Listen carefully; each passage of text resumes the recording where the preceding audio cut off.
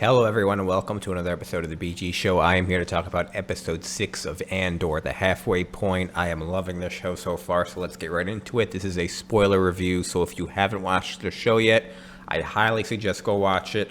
Even if you're not a big Star Wars fan, I think you'll like it, but I'm going to get into the Star Wars spoilers and kind of what the impact the show has had on the Star Wars universe, why I think it's the perfect show for Star Wars right now. So let me get right into it. We are at the halfway point. The show is going in 3-episode arcs, so they dropped 3 episodes to start, which I thought was a great idea. They needed some momentum. It's a very slow burn.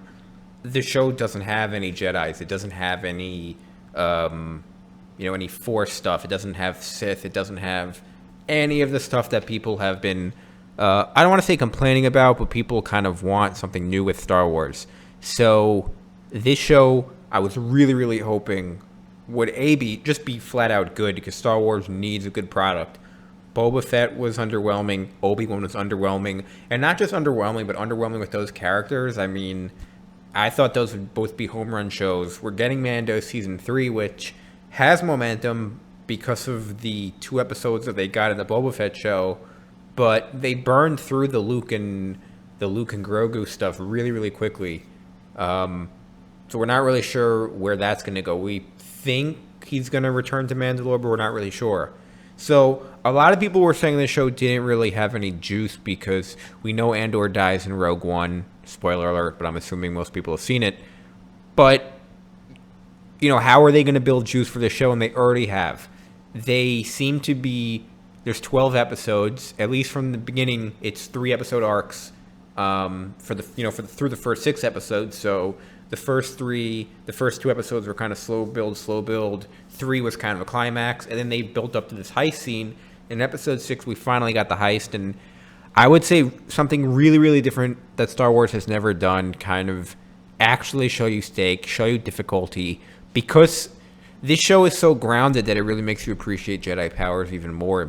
You realize how superhuman they are, because the other Star Wars movies are so saturated with Jedi that you don't even really realize how superhuman they are.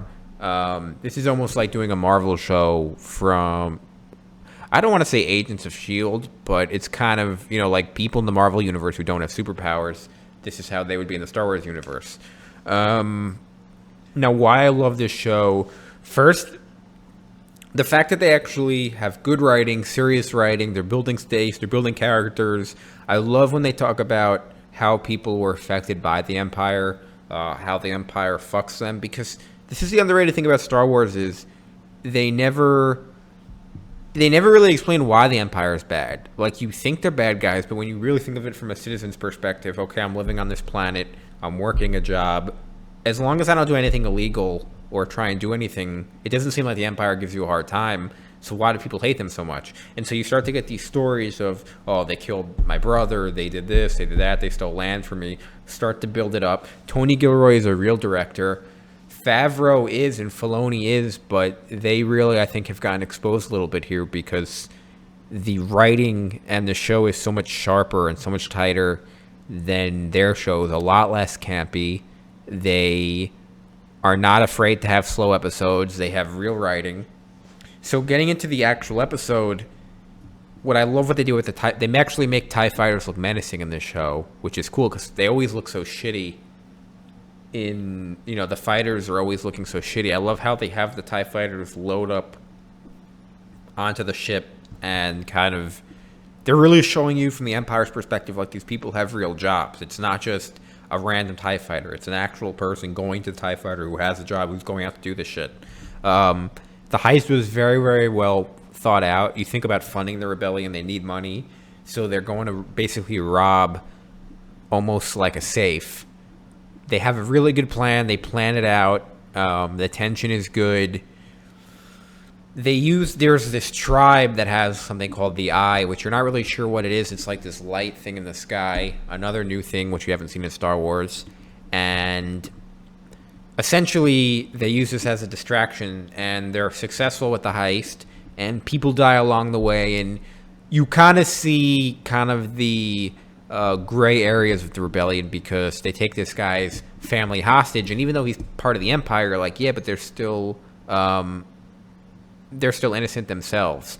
So I think the show, what I like about the show is I think this is kind of the show for non-Star Wars fans in a way.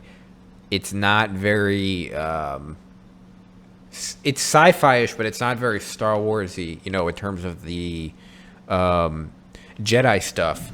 So this is really the show that Star Wars needed right now. I mean, if you look at, and I'm just going to my notes here, some of the things that this show has done that other scenes haven't done. First of all, the first episode right off the bat, someone gets shot in the head. It's never been done before. I'm sure of it in Star Wars.